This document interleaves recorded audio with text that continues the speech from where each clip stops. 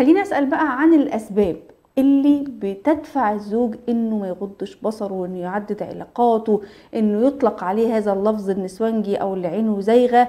واولها واللي دايما المتهم الاساسي والرئيسي فيها الزوجه، هو لو كانت عينه مليانه جوه ما كانش بص لبره. انت لو كنتي قايمه بدورك كويس كزوجه ما كانش ده حصل.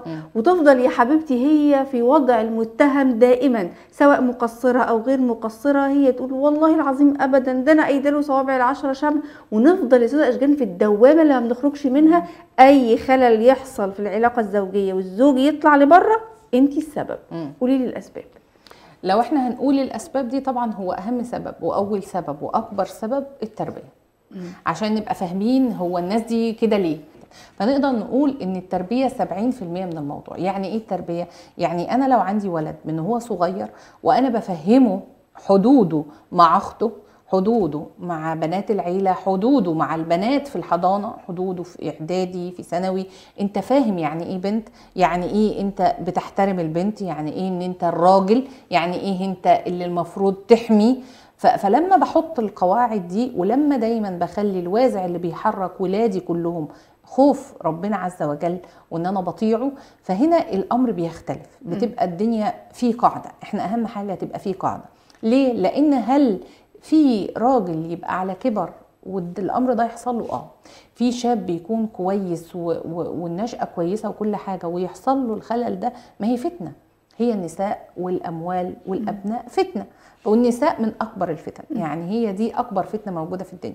ففكره ان انا اقول ان هل ده بس يا جماعه اللي هو صغير وخلاص الدنيا تمام، طب اللي يبقى كبير ما يحصلوش خلاص انا متربي وزي الفل؟ لا، هي فتنه بتصيب بعض الرجال وبتصيب بعض الملتزمين وبتصيب بعض العوام، بتصيب ناس محترمه جدا.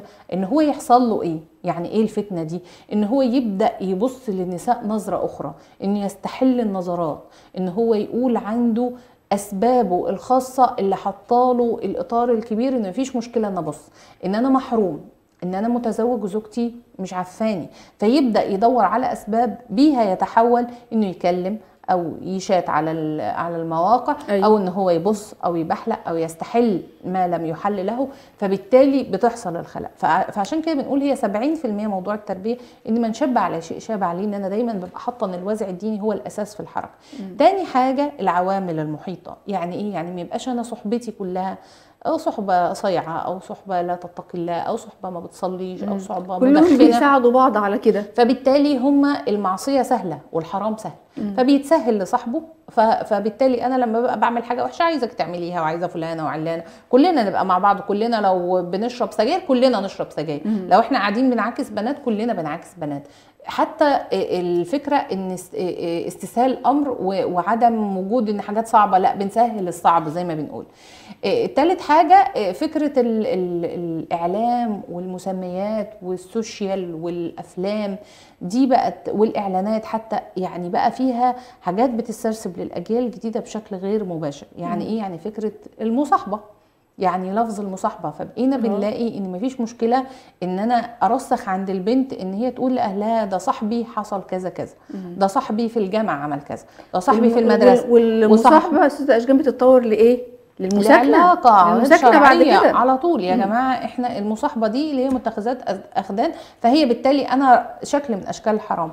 المساكنه هي زنا بس. فهي طبعًا. في حاجات طبعًا. احنا ما المسميات المجتمع الجديده هي مزينه لنا الحرام، ولكن هو حرام. ففكره ان انا اقول ان هي الاعلام والمسلسلات والافلام روج لي الحاجات ان البنت ممكن تبقى بتتعامل مع ولد بطبيعه عاديه جدا، تعامله لا ده علاقه قويه، ده انا بحكي له، ده انا بفضفض له، حتى لو احنا متزوجين، حتى مع ليا زوج ومفيش مشكله والعلاقه عاديه، يعني مش لازم ان الشيطان بينا.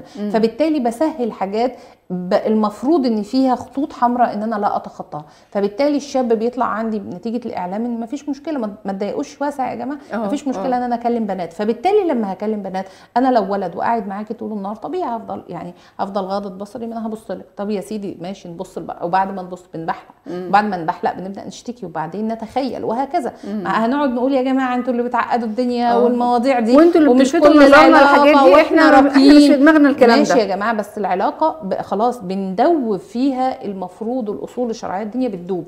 فبالتالي اول حاجه موضوع التربيه، تاني حاجه موضوع البيئه المصاحبه، فلينظر احدكم من يصاحب ويخالل. والنقطه الثالثه موضوع الاعلام، ان انا فعلا بشوف هو انا اللي باخده ايه، هو انا بسمع ايه، هو انا بزيد ولا بقل.